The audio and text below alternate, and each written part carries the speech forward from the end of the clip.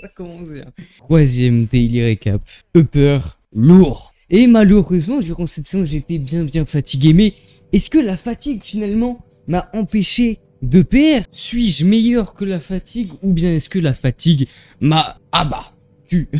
Est-ce que cette vidéo de mon coach sur le sommeil est tailorisée? C'est ce qu'on va voir aujourd'hui. Bon, sans plus tarder, on va directement commencer à résumer les séances. Je rappelle, parce que j'ai vu qu'il y avait des nouveaux arrivants sur la chaîne. Donc si jamais vous demandez pourquoi est-ce que je marche, c'est tout simplement parce que je fais mes pas. Je record, je fais mon montage, je fais tout ça en faisant mes pas. Autre petit truc, si jamais vous n'avez pas vu les premiers daily recap, je vous invite à les voir. Il y a plein d'informations dedans que je vais pas forcément répéter. Donc si vous avez envie d'en apprendre un peu plus sur la méthode que j'utilise, faut regarder toutes les vidéos. C'est ce qui est le plus optimal. Après, je vais très certainement me répéter. Mais enfin bref, compte back lever en premier exo. Déjà, je me suis aperçu d'un petit truc. Mon élastique le plus fort, donc le bleu, première fois que je l'ai mesuré, j'ai trouvé moins 24 kg de délestage. Je l'ai remesuré lors de ma séance upper, tracté plus que moins 22 kg.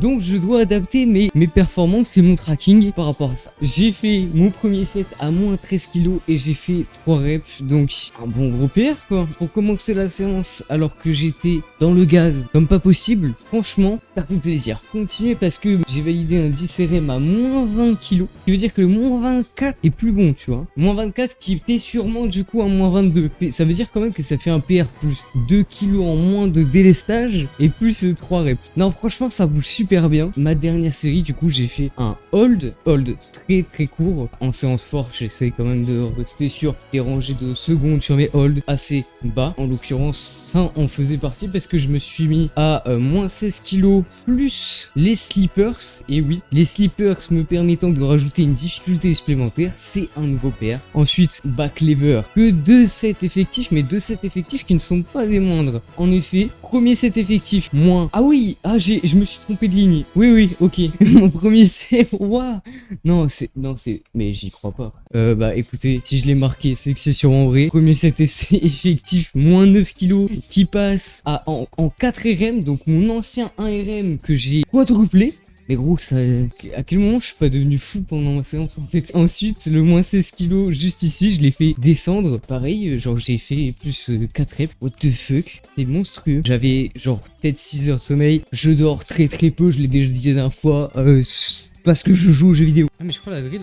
Ouais Nagisa, mes cœurs ils clignotent. Grâce à quoi? Wesh.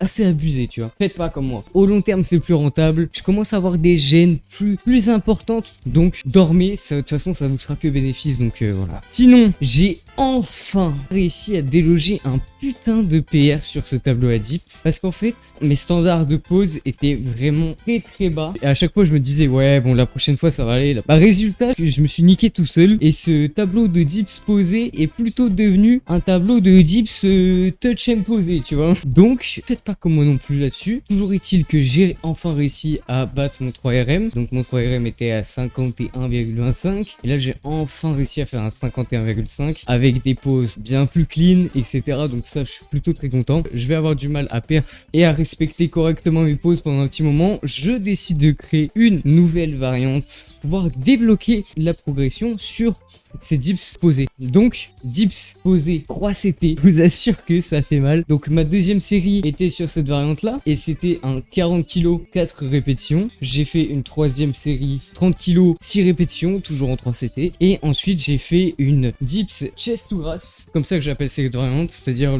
la maximum de ROM par LD, je sais pas comment on peut appeler ça, mais en gros une dips où on va chercher l'ampli maximal. Ça tout simplement j'ai fait en slow rep pour essayer d'avoir le plus de contrôle, pour pouvoir développer ma mobilité sur cette amplitude de mouvement. Et en fait l'intérêt de ralentir du coup la phase excentrique, enfin de ralentir le mouvement, non seulement ça va vous être profitable sur comment vous grindez sur la rep, parce que si vous ralentissez au maximum la répétition, vous ne bénéficiez plus d'explosivité, donc vous allez pouvoir par vous-même de trouver une position dans laquelle vous êtes fort pour limiter la perte d'énergie. Ralentir, c'est comme le fait de faire une pause ou le fait de faire du tempo, comme ce que je vous avais dit sur le lower du daily recap numéro 2. permet du coup d'accéder à des grandes amplitudes en limitant les risques de blessure parce que bah tu vas pas chercher une amplitude d'un, tu as plus de contrôle dans l'amplitude. J'ai fait un 26 CT à plus 10 kg et ça j'en suis pas plus fier parce que ça veut dire que quand même je commence à vraiment débloquer pas mal de force dans cette amplitude là en fait. Parce que vous voyez que mon 5 kg il est à 28, on est à 2 secondes du 5, donc lui c'est qu'il a probablement augmenté. Pareil pour le poids de corps, en sachant que pareil bah j'étais explosé mon gars et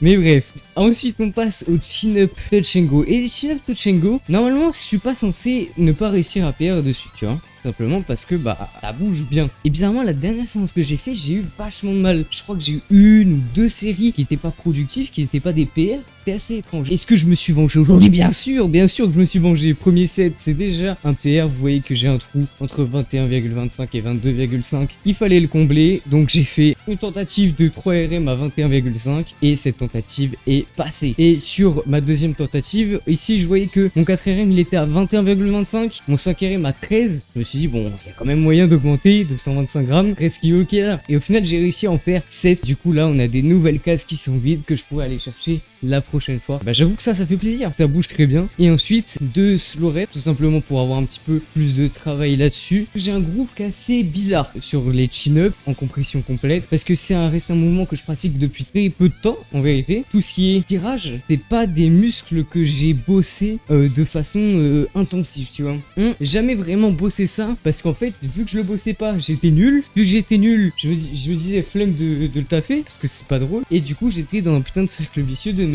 Donc ne faites pas comme moi. Travaillez tout et devenez meilleur dans tout grâce à la périodisation concurrente. Donc j'ai fait un 11 CT à 12,5 kg. Donc pour moi j'allais beaucoup sur les 2 slow reps, j'allais beaucoup trop vite et au final il s'est avéré que bah ça allait. La deuxième je crois que je me la suis un peu, je me suis donné un peu de marge. Je vais être plus proche des 14 CT que des 15, mais il me semble que l'amorce ça l'a fait vraiment fou. Et du coup bah si j'avais juste fait, j'aurais gratté la seconde, donc je me suis concédé. On passe au curl. Et là, le curl, vous savez qu'en ce moment, c'est un peu un lift quand même que j'aborde en mode je me prépare petit à petit vers la compétition de la Coupe de France de curl parce que j'aimerais beaucoup faire cette compétition. Pour l'instant, je sais toujours pas dans quelle catégorie je vais la faire. Je m'entraîne dans le but de réussir à faire des trucs très sympas là-bas. Aujourd'hui, je voulais faire mon 2 RM, tu vois, parce que ici, j'ai une case, j'ai un trou entre 41 kg et 42,5. Du coup, j'ai essayé dans la même optique 41,25 et malheureusement, c'est pas passé. Aïe, aïe, aïe, aïe, aïe. Et comment j'ai géré cet échec? Par contre, attends, frère,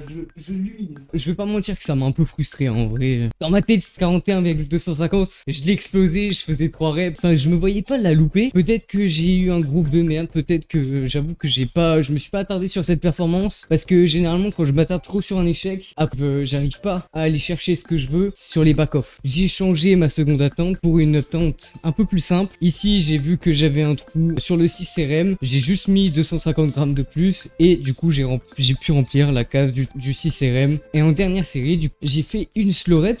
Donc toujours le même principe que pour les autres exos, hein, ça marche sur n'importe quel exo. Et j'ai fait ma slow rep en 12 CT, 12 secondes, comme vous préférez. Et après on passe sur un mouvement mec. Alors là j'avais pas fait une aussi grosse perf depuis un bon petit moment sur ce mouvement. Les Skull Crushers. Et c'est assez marrant parce que lors du premier daily recap, je vous expliquais, ouais les Skull Crushers c'est pas un mouvement que je tryhard, je m'en fous un peu. Et c'est totalement vrai. Pour autant sur cette séance là mon pote, je sais pas ce qui s'est passé. On m'a jeté un sort. Première tentative, je me dis 41 2 RM. On va mettre 41,25, on va tenter de faire le 1 RM. Je me sens bien, ça bouge bien. J'en sors une, j'en sors deux, j'en sors trois. Donc ça veut dire PR plus 250 grammes. C'est pas rien sur ce genre de mouvement, tu vois. Je sais pas du tout ce qui s'est passé. J'ai pas l'impression d'avoir changé, dégradé de fou ma technique. C'est du touch and go, donc il n'y a pas de pause à respecter ou quoi que ce soit. Je suis juste devenu plus fort dans la nuit. Le manque de sommeil, c'est tellement méta. Deuxième série, du coup, je voulais remplir du coup le 6 RM avec un 36,5. Et au final, pareil, c'est avéré que j'en ai fait 8 putains de reps. Mais du coup, ça m'ouvre encore plus de possibilités là. J'ai le 5, 6, 7 à prendre. 1, 2. On se force, en tout cas, ça annonce que du bon pour les Skull Crushers. C'est dommage qu'il n'y ait pas de compte de Skull Crusher. Et sur les derniers exos, je vais vous parler uniquement des élévations latérales en straight arm posé ou lateral raises dumbbell straight arm posed.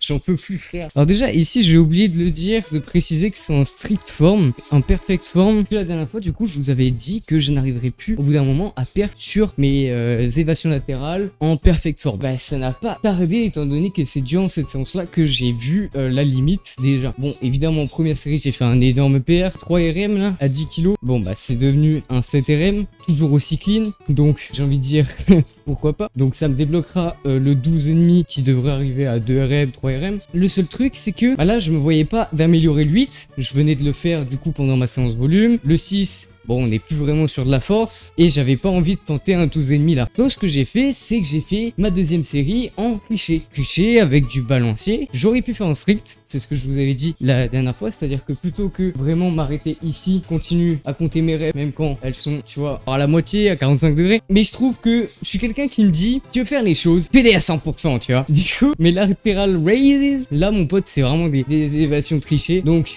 gros mouvement de balancier, on a explosé pas mal les perfs parce que donc je viens de faire un 10 kg x 7 en perfect et le 10 kg en triché, ça donne un 15 RM. Est-ce qu'il y a besoin d'en dire plus? Bref, sur ce les amis, moi je vais vous laisser. Demain, c'est le dernier entraînement de cette première semaine. En vrai, j'ai hâte d'avoir fini quand même cette semaine côté entraînement. J'ai hâte surtout de faire mon lower volume. C'est ça, c'est vraiment un truc que je kiffe. Le volume, les exos que j'ai à l'heure actuelle en lower, c'est un banger. Je vous résumerai ça bien évidemment dans les prochains jours. C'était Seiki. Passez me voir sur